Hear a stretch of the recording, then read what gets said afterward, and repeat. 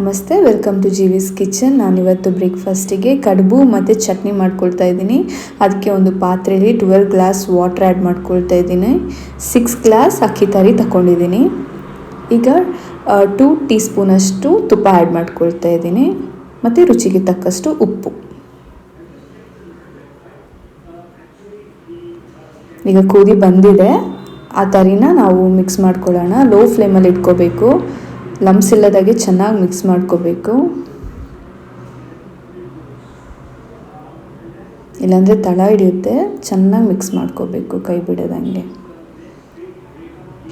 ಮತ್ತು ಇದು ಕಡುಬು ಬಂದು ಕೂರ್ತು ಡಿಶ್.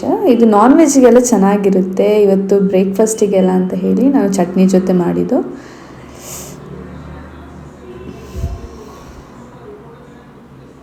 ಈಗ ರೆಡಿಯಾಗಿದೆ. ನಾನು ಸ್ಟವ್ ಆಫ್ ಮಾಡ್ಕೊಳ್ತಾ ಇದ್ದೀನಿ. ಒಂದು ಇಡ್ಲಿ ಪಾತ್ರೆಯಲ್ಲಿ ನೀರು ಹಾಕಿ ಬಿಸಿ ಆಗ್ಲಿಕ್ಕೆ ಇಡೋಣ. ಈ ಕಡೆ ತುಪ್ಪ ಹಾಕ್ಕೊಂಡು ಕೈಗೆ ಸವರ್ಕೊಂಡು ಉಂಡೆ ಮಾಡ್ಕೊಳ್ಳೋಣ. ಬಿಸಿ ಬಿಸಿ ಇದ್ದಾಗನೇ ಅದನ್ನ ಉಂಡೆ ಮಾಡ್ಕೋಬೇಕು.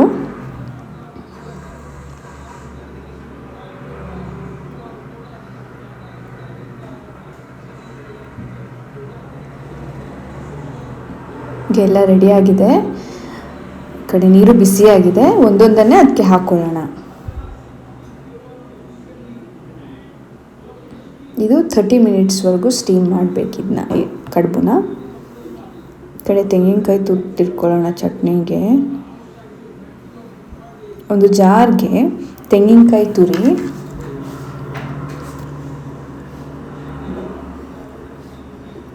ಮತ್ತೊಂದು ಸ್ವಲ್ಪ ಹುಳಿ,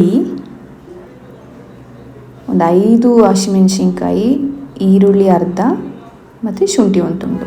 ಅದಕ್ಕೆ ನೀರು ಹಾಕಿ ಉಪ್ಪು ಹಾಕಿ ಮಿಕ್ಸಿ ಮಾಡಿಟ್ಕೊಳ್ಳೋಣ. ಈಗ ಒಗ್ಗರಣೆಗೆ ಒಂದು ಸ್ವಲ್ಪ ಎಣ್ಣೆ, ಸಾಸಿವೆ, ಉದ್ದಿನ ಬೇಳೆ, ಅದು ಸ್ವಲ್ಪ ಬ್ರೌನ್ ಆಗೋವರೆಗೂ ಮಿಕ್ಸ್ ಮಾಡ್ಕೊಳ್ಳೋಣ. ಒಣಗಿದ ಮೆಣಸಿನ್ಕಾಯಿ ಮತ್ತು ಕರಿಬೇವಿನ ಸೊಪ್ಪು ಹಾಕಿ ಒಗ್ಗರಣೆ ಕೊಡೋಣ. ಚಟ್ನಿಗೆ ರೆಡಿಯಾಗಿದೆ. ಆ ಕಡೆ ಕಡುಬು ಬಿಸಿ ಬಿಸಿಯಾಗಿ ರೆಡಿಯಾಗಿದೆ. 30 ಮಿನಿಟ್ಸ್ ಆಗಿದೆ. ಸರ್ವ್ ಮಾಡ್ತಾಯಿದ್ದೀನಿ. ಇದು ನನ್ನದು ಹೊಸ ಚಾನಲ್. ಸೊ ಎಲ್ಲರೂ ಪ್ಲೀಸ್ ಲೈಕ್ ಮಾಡಿ, ಶೇರ್ ಮಾಡಿ, ಸಬ್ಸ್ಕ್ರೈಬ್ ಮಾಡಿ. Thank you for watching my video. Thank you so much.